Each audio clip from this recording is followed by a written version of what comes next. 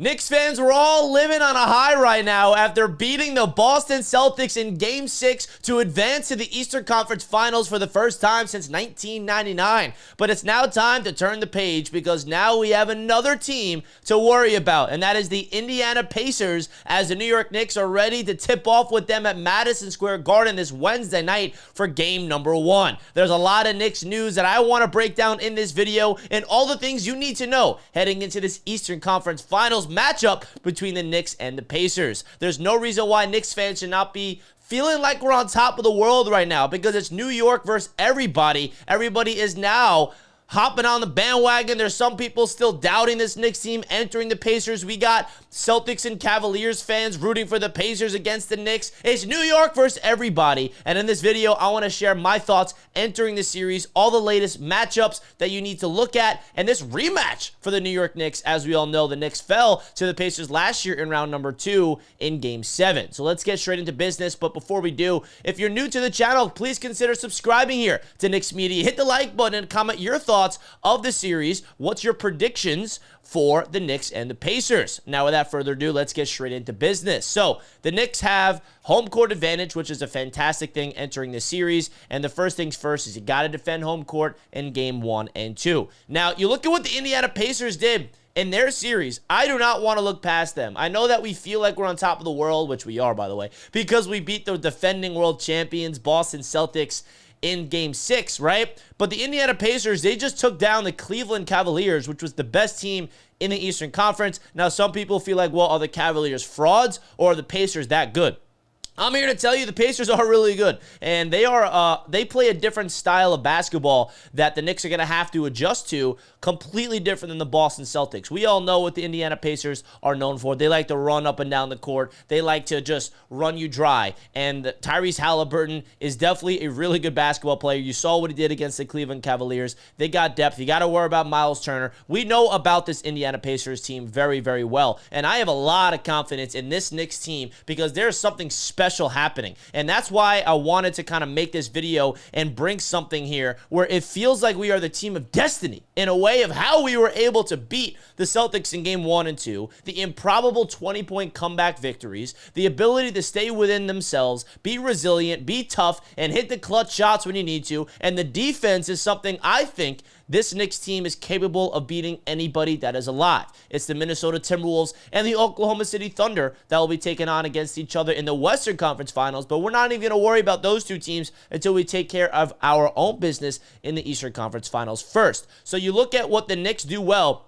They have to make sure that they adjust and keep playing their brand of basketball against the Indiana Pacers. And what I mean by that is led by Jalen Brunson. Now, the cool thing about game number 6 that the reason why I think the Knicks have something special here, and why I've been saying it all season, by the way, is because we have so many players on this basketball team that could put up 20 points. You saw what happened in Game 6. It was a well-balanced effort. There was nobody that went off for 30. It was 20, 20, 20 all across the board. It was a balanced attack, and that's why this Knicks team is so dangerous in the playoffs when everything clicks. But it's not just the offense that makes this Knicks team so dangerous. It's the defensive ability of OG Anunoby, Mikal Bridges, Deuce off the bench. Mitchell Robinson has been fantastic. Even Jalen Brunson stepping in, drawing charges, playing really with high effort. Josh Hart defensively. This whole team is a different dimension when the defense is clicking, and right now it is doing just that, and more specifically in the clutch. You know how the Knicks were able to come back in Game 1 and 2 against the Celtics?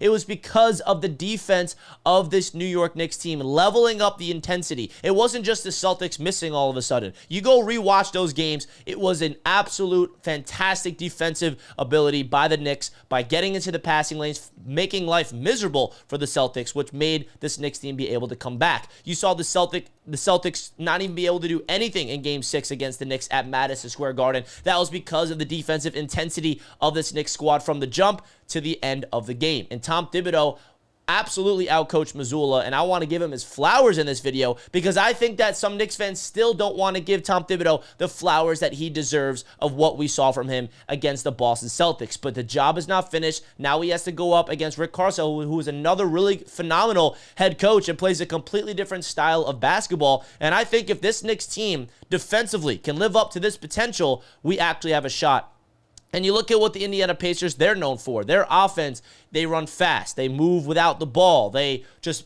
absolutely have a lot of great shot makers. It's a completely different animal than the Boston Celtics, and they're humming. They are coming off a long rest. They got a deep bench. We all know about McConnell off the bench, who we got to worry about. Nesmith, who was a really good, impactful player for them last year in the series against the Knicks. But I just want to remind everybody that the New York Knicks were up 2-0 against his Pacers last year before OG Anunoby got hurt. When OG went down, everything started to spiral out of control. Josh Hart hurt his abdomen. Jalen Brunson broke his hand. And I don't want to sit here and be like, yeah, well, I'm just complaining and it's making all the excuses in the world about the injuries. But let's be honest with ourselves, folks. If this Knicks team was healthy last year, the Knicks would have been in the Eastern Conference Finals. That was a known fact. We did not have Julius Randle. Mitchell Robinson got hurt. Bojan Bogdanovic got hurt.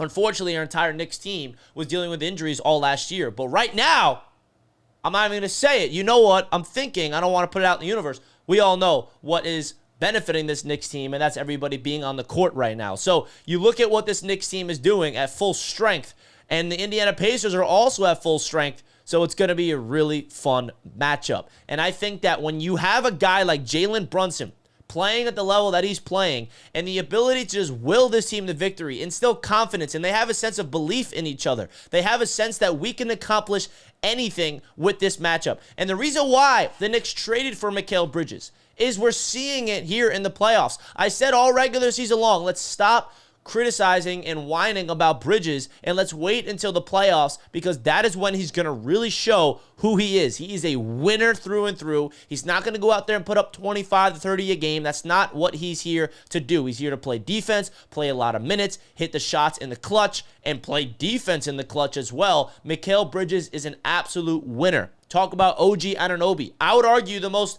important piece of this Knicks team in terms of winning outside of our two stars in Jalen Brunson and Karl-Anthony Towns. The defensive ability to just absolutely shut things down, block shots, getting into the passing lanes, getting easy buckets down on the other end, hitting his three-pointers, timely three-pointers has been fantastic. But there's one player in particular that I'm going to be looking closely in this series, and that's Josh Hart. Because you can argue Josh Hart was the most consistent player against the Boston Celtics. The unsung hero, in my opinion. Outside of Jalen Brunson, he's the best player in every series, of course, for the Knicks. But Josh Hart was so fantastic that I feel like some people are forgetting what he did. In Game 2, he led all scorers, okay, in points.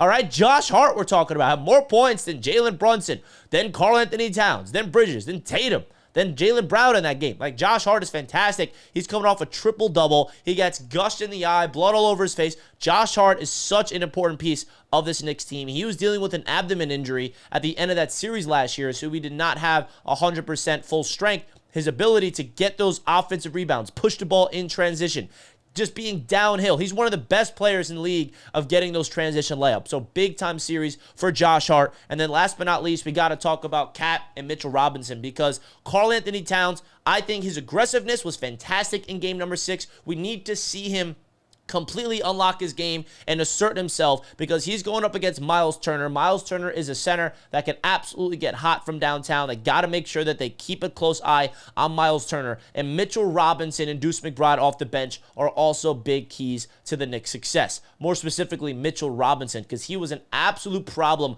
for the Boston Celtics to the point where they kept fouling him, hack a Mitch, get him to the free throw line, get him out of the game. That was the Celtics' way to get Robinson off the court, because that's how much of a difference maker he was for the New York Knicks. So I'm really fired up about this series. You guys let me know in the comments what's your prediction for the series. I think it's going to be Knicks in 6. Knicks in 6 against Detroit. It was Knicks in 6 against Boston. I got Knicks in 6 against the Indiana Pacers. You guys let me know your overall predictions for the New York Knicks taking on the Indiana Pacers Wednesday night. I'm getting ahead of myself. I'm ready for game 1 already, man. You guys let me know your thoughts. Thank you guys so much for staying tuned for all the Knicks Media content here on my channel. Make sure you guys hit the like button, and let's go Knicks, go New York, go New York, go. Peace out, folks.